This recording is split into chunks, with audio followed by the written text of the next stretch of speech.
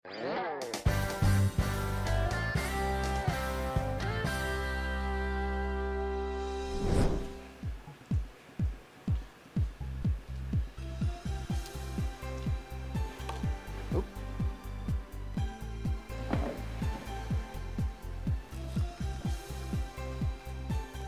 pwede to.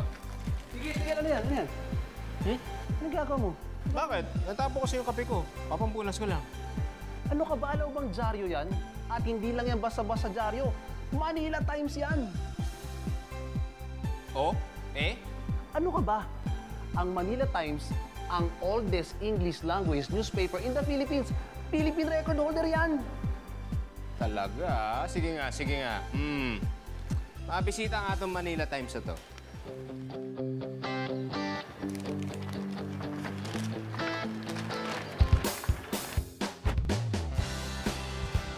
Sabi nila, sa panahon natin ngayon, ang kahinaan daw ay lesser readers na daw tayo. Pero pasasalamat tayo sa dedikasyon ng Manila Times ay itinaguyod pa din nila hindi lang ang classic na pamamalita, kundi ang patuloy na pagsulong ng mas nag-iisip ng mga mambabasa. The Manila Times, itong year na ito will be 116. It was founded in 1898 on October 11 by a British fellow living in Manila. So that makes us the longest running paper in the country. 116 years, Pin. Ano na po yung lengguwahe ng ginagamit ng 1898? Sa mula't-mula talagang English na siya. Kasi I think yung founder nun, nakita nila na mayroong mga American soldiers dito who were settled during the Spanish-American War. Yun yung merkado na gusto niyang itap. Karamihan ng mga newspapers at the time were in Spanish. There were a few in Tagalog and vernacular. Pero the Manila Times was one of the earlier English papers. Ano po yung pros and cons nun, sir?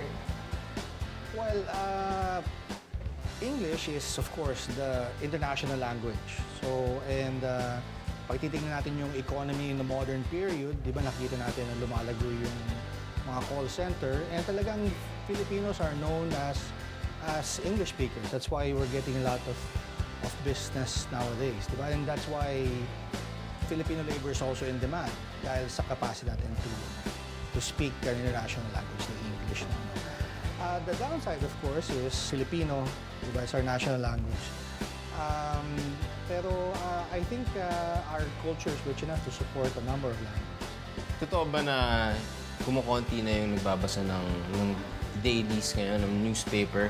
And if so, paano nakaka-apekto to sa inyo? I think ang nakita natin, there are many changes because of technology, particularly yung internet. Pero to say na maraming or kumukonti yung bumabasa, I don't think is the reality that's happening. I think nangyayari ngayon because of technology, maraming tao nagbabasa ng dyaryo, either online or through an app or through a mobile phone. Marami kasing nagiging changes or nag-i-evolve ang business namin. So siguro in the future, pag sinabi ng isang tao na nabasa nila yung copy nila ng Manila Times or ng New York Times or whatever newspaper, baka hindi nila ibig sabihin binasa nila yung papel. Baka ibig nila sabihin binasa nila yung sa iPad or sa hologram or who knows what technology will bring. Sir, so ano ba yung mga pinaka-malupit na awards na nakuha ng Manila Times? Well, marami kami mga awards nakuha na since 2001 when we got involved sa Manila Times. But I think siguro yung the most numero siguro was the citation from the super brands. So for many years na-recognize kaming isa sa mga super brands. But of course, part of it is also a recognition ng mga iba pang families na nauna sa amin that really built na Manila Times name.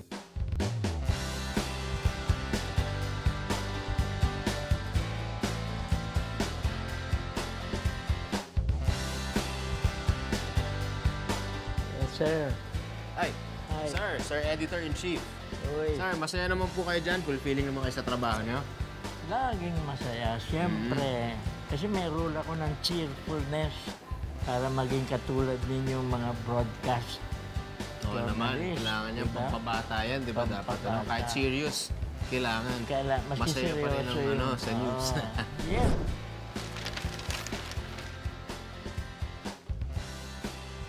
naging malaking bahagi na ng buhay natin mga Pilipino ang dyaryo.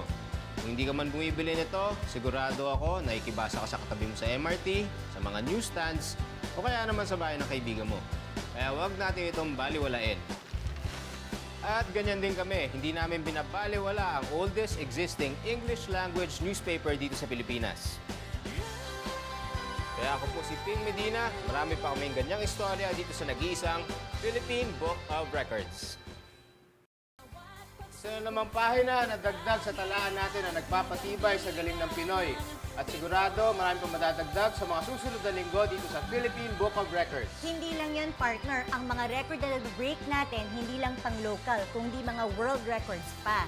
Kaya naman, kung kayo o inyong mga kakilala ay may pambihirang talento, katangian, kaalaman o proyekto na nais ibida, huwag nagmang atubiling ipaalam sa amin. Mag-log on lamang sa www.philippinebookofrecords.com.ph. Kaya hanggang sa susunod na linggo, alas 2 ang hapon dito sa GMA News TV. Abangan ang mga susunod naming ipapakilalang una, pinaka at nag-iisa dito lamang sa Philippine Book of Records.